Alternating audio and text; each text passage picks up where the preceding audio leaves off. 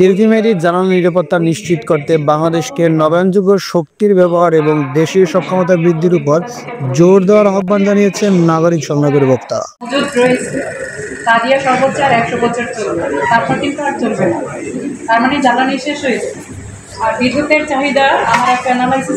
নগরীর সদর রোডের বিডিএস মিলনায়তনের টেকসই জ্বালানির ভবিষ্যৎ ও বিকল্প জ্বালানির ব্যবস্থায় সম্ভাবনার শীর্ষক নাগরিক সংলাপে এই আহ্বান জানানো হয়।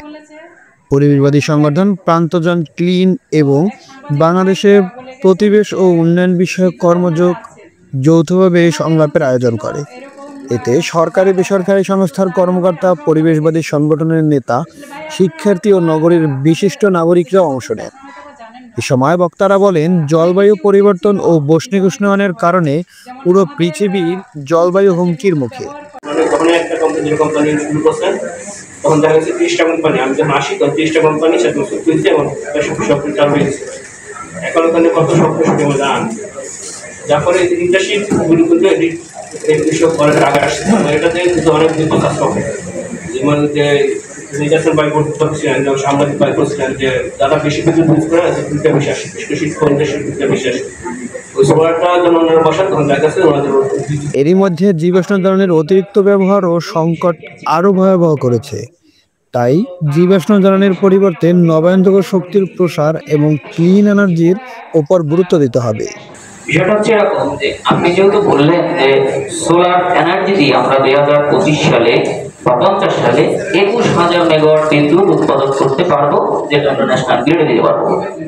তাহলে সোলার এনার্জি না তো শুধুমাত্র দিনের বেলায় প্রযোজ্য আমি পাবো, রাতের বেলায় আমি কিভাবে 21,000 মেগাওয়াট মিট আপ করবো?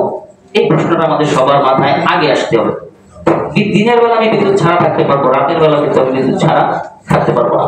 আমি বিকাল 5টার পরেই যখন আপনার সান কমে যাবে, আপনার ফ্রিকোয়েন্সি কমে যাবে, আপনি ফ্রিকোয়েন্সিটা বুঝবেন, বাকি সবাই তো নাও বুঝতে পারেন। বিষয়টা ওরকম না। এই 21,000 মেগাওয়াট বিকল্প আপনি কিভাবে সংজ্ঞায়িত, আমার ওই 21,000 না, সংজ্ঞায়িত পিক ডিমান্ড আরো 40% বেড়ে যাবে। ওই 21,000 সহ আরো 40% আমি কিভাবে সরকার মেকআপ করবে? এই অল্টারনেটিভটা আপনি সরকারকে দেখাতে হবে। পরিবেশ বান্ধব ও টেকসই বিদ্যুৎ ব্যবস্থা গড়ে তোলা হলে জীবাশ্ম জ্বালানির উপর নির্ভরতা কমবে। এর মধ্য দিয়ে জলবায়ু পরিবর্তনের নেতিবাচক প্রভাবও হ্রাস পাবে। সংলাপে প্রধান অতিথি হিসেবে উপস্থিত ছিলেন বরিশাল জেলা প্রশাসক মোহাম্মদ দেলোয়ার হোসেন। বিশেষ অতিথি ছিলেন বরিশাল পল্লী বিদ্যুৎ সমিতি 2 এর উপমহাব্যবস্থাপক মোহাম্মদ ইকবাল হোসেন, বরিশাল পল্লী বিদ্যুৎ সমিতি 1 এর উপমহাব্যবস্থাপক জাহিদা খানম, পশ্চিমাঞ্চলীয় বিদ্যুৎ বিতরণ কর্তৃপক্ষের বরিশাল অঞ্চলের উপবিভাগীয় প্রকৌশলী দীপক মিস্ত্রি এবং বরিশাল সিটি কর্পোরেশনের বিদ্যুৎ বিভাগের সহকারী প্রকৌশলী অহেদ মুরাদ। সংলাপে সভাপতিত্ব করেন সচেতন নাগরিক কমিটি বরিশাল জেলা সভাপতি অধ্যক্ষ গাজী জাহিদ হোসেন।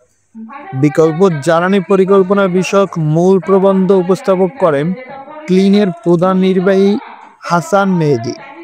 সংলাপটি সঞ্চালনা করেন প্রান্তজনের প্রধান নির্বাহী তৌহিদ ইসলাম শাহজাদা। জয়চন্দ্রশীল, নিউজ ডেস্ক, রিপোর্ট 71। আমাদেরকে ডেকে নিয়ে যে আপনাদের কাছ থেকে আমরা শুনতে চাই।